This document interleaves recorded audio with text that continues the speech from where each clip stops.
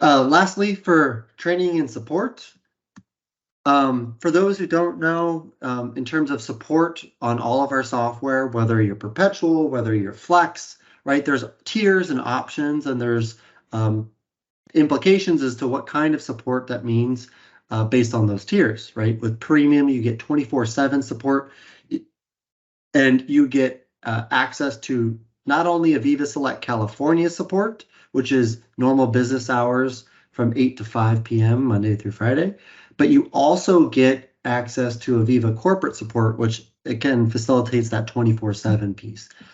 You get access to phone and email, and of course, you get all the free hot fixes, patches, upgrades, complimentary as a part of that support program. Standard, right, eliminates that 24/7 support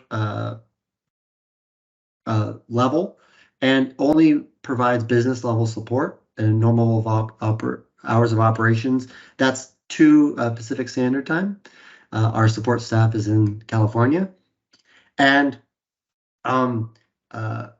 you still get access to phone and email, as well as the free hot fixes, patches, and upgrades.